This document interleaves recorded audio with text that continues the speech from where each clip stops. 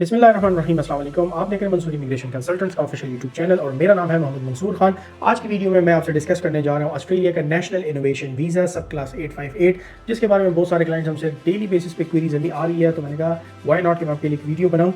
ये डेफिनेटली बहुत अच्छा वीज़ा है जिसके अंदर आपका PR का स्ट्रेट रूट है और ये उन लोगों के लिए बनाया गया है जिनके पास इंटरनेशनल रिकग्निशन हो या एक्सेप्शनल टैलेंट हो उनके फील्ड्स के अंदर। ये बेसिकली रिप्लेसमेंट के तौर पे आया था ग्लोबल टैलेंट वीज़ा के, और डायरेक्ट पाथवे ऑफर कर रहा है to live and work in Australia, और जो के सिग्निफिकेंट कंट्रीब्यूशन कर सकते हैं ऑस्ट्रेलिया की इकोनॉमी में, कम्युनिटी में एंड कल्चर में। ये वीडियो आखिर तक ज़रूर देखें, इसमें मैं इसकी तमाम डिटेल्स बयान करने लगा और कैसे इस वीज़ा के नाम पे पाकिस्तान में फ्रॉड हो रहा है वो भी आपके साथ में शेयर करने लगा, इसके स्टैटिस्टिक्स शेयर करने लगा। हमारे यूट्यूब चैनल को जरूर लाइक करें, सब्सक्राइब करें, शेयर करें, बेल का आइकन दबाएं ताकि आने वाली वीडियोज़ की नोटिफिकेशन आपको मिलती रहे, और हमारे सोशल मीडिया पेजेस को भी @मंसूरी कंसल्टेंट्स फॉलो कर लीजिएगा।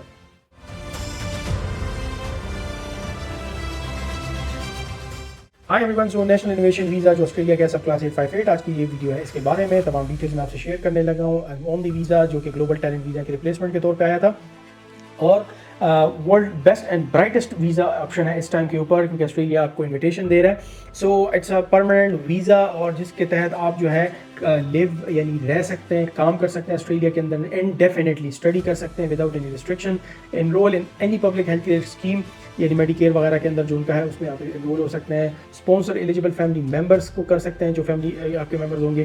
ट्रैवल कर सकते हैं ओपनली फॉर 5 ईयर्स, और उसके बाद जो है आपको you will need a resident return visa to be entered, यानी 5 साल के लिए आपको खुलेआम इजाज़त है, आप घूमे फिरे। और इसके अलावा फिर आप ऑस्ट्रेलियन सिटीजनशिप के लिए अप्लाई कर सकते हैं जब आप उसकी रिक्वायरमेंट कंप्लीट कर लेंगे।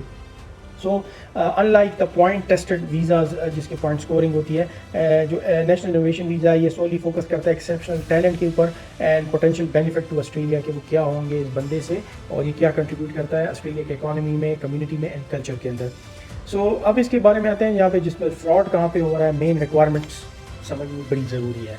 किसी भी वीज़ा टाइप के लिए माशाल्लाह एजुकेटेड लोग होते हैं हमारे पास आते हैं, लेकिन बातें एक्सट्रीम जाहिलों वाली कर रहे होते हैं। दुनिया की तमाम इंफॉर्मेशन इंटरनेट पे अवेलेबल होती है फर्स्ट हैंड, टेक्निकली चीज़ जार्गन्स नहीं समझते तो आप हमसे रब्ता करते हैं, वहाँ पे हमारा role as a consultant, as immigration lawyer start हो जाता है। एलिजिबिलिटी क्राइटेरिया की जो है वो आपसे मैं डिस्कस करता हूँ। सेवरल की रिक्वायरमेंट्स है जो आपको मीट करनी है। It's not just about good at your job कि जी मैं बहुत अपनी जॉब को अच्छी परफॉर्म कर रहा हूँ तो मुझे ये वीज़ा मिल जाएगा।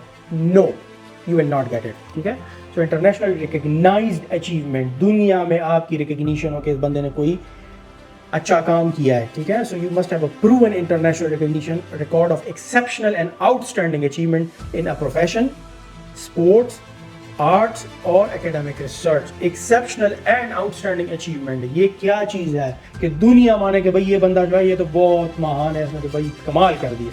ठीक है, तो तभी आपको ये मिलेगा। इसके अंदर हाई लेवल अवार्ड्स आ जाते हैं कि दुनिया के हाई लेवल अवार्ड्स आपको मिले हों, पेटेंट्स आपके नाम पे हो, मेजर पब्लिकेशंस आपके नाम पे हो, या कोई स्पीकिंग इंगेजमेंट्स आपने की हो, उस चीज़ के लिए आपने जो है ना ये इंश्योर करना कि ये आपके पास हो। अब एविडेंस ऑफ द एक्सेलेंस क्या है? You must show you are a prominent world renowned expert in one of the 10 target जो सेक्टर्स हैं उसके अंदर, जिसमें हेल्थ है, डिफेंस है, रिन्यूएबल एनर्जी है, फिनटेक है, डिजिटेक है। और फिर इसके अलावा डॉक्यूमेंटेशन प्रूफ आपको चाहिए होता है, जैसे international award, patents, professional membership, publication, media coverages. Significance क्या होगी कि आपने जी इसके ऊपर काम किया है और your work has made a substantial impact on your industry globally. ठीक है, सो नॉमिनेटेड वेरिफिकेशन जो है, फिर जिसने आपको नॉमिनेशन दिया या कोई नॉमिनेट किया है किसी नेशनल रिप्यूटेशन के लिए इन योर फील्ड, तो वो आपको नॉमिनेट करेगा, यानी इसी फील्ड के अंदर कोई ऑलरेडी एलिजिबल नॉमिनेटर हो और वो आपको नॉमिनेट करेगा, तब आप जो है इसके लिए अप्लाई कर सकेंगे। ये तो नंबर 1 क्राइटेरिया था। नंबर 2, आप स्टिल प्रोमिनेंट है और एक्टिव है अपनी फील्ड के अंदर। Number 3, be an asset to Australia, कि आप ऑस्ट्रेलिया के लिए क्या कंट्रीब्यूट करेंगे। ठीक है, और उसकी कम्युनिटी में क्या कंट्रीब्यूट करने आप जा रहे हैं। फिर उसके बाद नंबर 4, नॉमिनेशन, जो मैंने अभी जिक्र किया भी है, आपको जो है you must be nominated by an Australian individual और ऑर्गेनाइजेशन, आपको नॉमिनेट कर दिया with a national reputation in your field, कि उस फील्ड के अंदर उनका बहुत बड़ा नाम और वो आपको स्पॉन्सर कर रहे हो, तो फिर आप इसके लिए अप्लाई कर सकते हैं। और ये होता है टू फॉर्म 1000, ठीक है। फिर हाई अर्निंग पोटेंशियल, आपके ऊपर बेंचमार्क उसके लिए सेट किया गया है कि आप अगर ऑस्ट्रेलिया आते हैं तो फिर आप फिर वर्क हाई इनकम थ्रेशोल्ड के अंदर, जो कि तकरीबन $1,83,000 2025-2026 के लिए थ्रेशोल्ड सेट किए कि कितना आप कमाएंगे। फंक्शनल इंग्लिश आपका डेफिनेटली अच्छा होना चाहिए, और उसके बाद जो है health care and character requirements, इसकी ये तमाम चीज़ें रिक्वायरमेंट है। सो बेसिकली ऑस्ट्रेलियन गवर्नमेंट क्या कर रही है कि उन्होंने टियर बेस्ड सिस्टम बना लिया है। आपको पता है उन्होंने डिफरेंट टियर के अंदर प्रायोरिटी सिस्टम बना दिया है इनवाइटिंग एप्लीकेंट्स के लिए, कि अब मिक्स एंड मैच नहीं जा रहे होंगे। उन्होंने प्रायोरिटाइज कर दिया कि हमें किन लोगों की ज़रूरत है, हम किन को किस टियर के अंदर डाल रहे हैं। सो जितनी आपकी प्रायोरिटी ज़्यादा होगी उतनी जल्दी आपको इन्विटेशन टू अप्लाई मिलेगा, और उतनी जल्दी आप जो है वहाँ पे जा सकेंगे और सेटल हो सकेंगे। सो यहाँ पे आप जो सबसे इम्पोर्टेंट चीज़ आपको फ़ायदा देगी वो है your field of expertise and your level of recognition, ये आपके लिए क्रूशल हो जाएगा। सो प्रायोरिटी 1 जो है, मैं आपको ये बता दूँ, ग्लोबल एक्सपर्ट्स हैं इनकी एनी सेक्टर्स के अंदर। टॉप 10 उसके अंदर कुछ सेक्टर्स जो हैं वो मार्क किए गए, और ये वो इंडिविजुअल हैं जो recipient of top of the field international award होंगे, नोबेल प्राइज़ होंगे, ओलंपिक गोल्ड मेडल होंगे, फील्ड मेडल होंगे। फिर प्रायोरिटी 2 जो है, nomination by the Australian government agency, यानी वो लोग जिनको ऑस्ट्रेलियन गवर्नमेंट एजेंसी ने नॉमिनेट किया हुआ है। सो इसके अंदर अगर मैं बात करूं तो candidate in any sector who are nominated by expert Australian Commonwealth state और territory government agency. Priority number 3 के लिए क्या है, टियर 1 सेक्टर, वो कैंडिडेट जो कि टियर 1 के अंदर फॉल कर रहे हैं, ठीक है, with exceptional achievement in their critical areas, जिस तरह क्रिटिकल टेक्नोलॉजी है, फॉर एग्जांपल AI है, क्वांटम कंप्यूटिंग है, हेल्थ इंडस्ट्री है जैसे बायोटेक, मेडटेक, फिर renewable and low emission technologies हैं। और फिर प्रायोरिटी 4 इनके अंदर कौन से लोग होंगे, वो है टियर 2 के जो सेक्टर्स हैं, ठीक है। तो वो लोग जो टियर 2 में आप फॉल कर रहे हैं लेकिन उधर उनकी एक्सपर्टीज़ है, जैसे एग्री फूड है, फिर एजी टेक है, डिफेंस है, स्पेस है, एजुकेशन है, financial services and fintech services है, infrastructure and transport and resources के अंदर एक्सपर्टीज़ हो और ग्लोबल रिकग्निशन हो। Now the most important question is the success ratio and invitation statistics. तो मैं अगर आपको ये बताऊँगा तो आपके कान खड़े हो जाएंगे और आंखें खुली रह जाएंगी।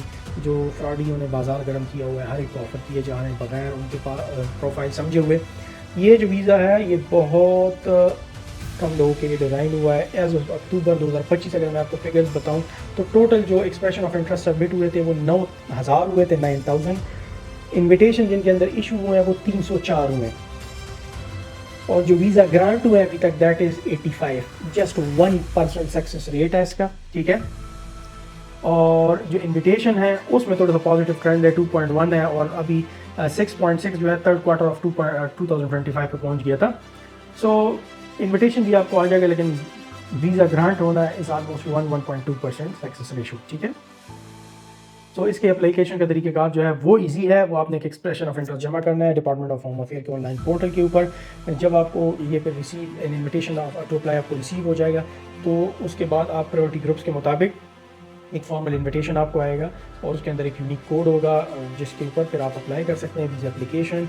और 60 डेज़ के अंदर इन्विटेशन के आने के बाद 60 डेज़ के अंदर आपको कंप्लीट वीज़ा एप्लीकेशन जो है वो ईमेल अकाउंट के अंदर वो डालना पड़ेगा। और जो नॉमिनेशन फॉर्म होगी जो आपको इंडिविजुअल या कोई कंपनी नॉमिनेट करेगी फॉर्म 1000 वो आप फिल करके साथ सबमिट कराएंगे और इसकी जो फ़ी है वो जमा कराएंगे। प्रोसेसिंग इसकी वेरी करती है, 3 मंथ्स तक टाइम ले लेती है। So this was all about the Australia national innovation visa. की टेक अवेज अगर मैं इसकी डिस्कस करूँ, best of the best visa है, लेकिन it is not for standard skill professional. इसके लिए इंटरनेशनल रिकग्निशन चाहिए, ठीक है। और एक सॉवरेन इम्पैक्ट के ऊपर आप फोकस करें। आप अपने एप्लीकेशन को ऐसे फ्रेम करें कि आप अपने एक्सपर्टीज़ को ऑस्ट्रेलिया में कैसे बेनिफिट ऑस्ट्रेलिया को पहुँचा सकते हैं और उसके नेशनल रिजिलियंस या इनोवेशन में कैसे आप इनको दे सकते हैं। और नॉमिनेटर जो है इसके अंदर बहुत क्रूशल कैरेक्टर है उसका, क्योंकि ये बहुत स्ट्रॉन्ग बंदा होना चाहिए या कंपनी होनी चाहिए, वेरीफाइबल नेशनल रेपुटेशन इनका होना चाहिए। सो एविडेंस बहुत ज़रूरी है, इट इज़ एवरीथिंग। हर चीज़ के आपके पास एविडेंस हो, तमाम डॉक्यूमेंटेशन जो इंटरनेशनल अवार्ड पेटेंट है या high impact publication media recognition है उसके प्रूफ एविडेंसेस आपके पास पड़े हुए हों, तो तब आप इस वीज़ा के लिए अप्लाई कीजिएगा। आई होप आपको ये वीडियो पसंद आई होगी। For more such informative videos follow our YouTube channel और इसके साथ साथ हमारे सोशल मीडिया पेजेस को भी फॉलो करें। Thank you so much for watching this video. अल्लाह हाफिज़।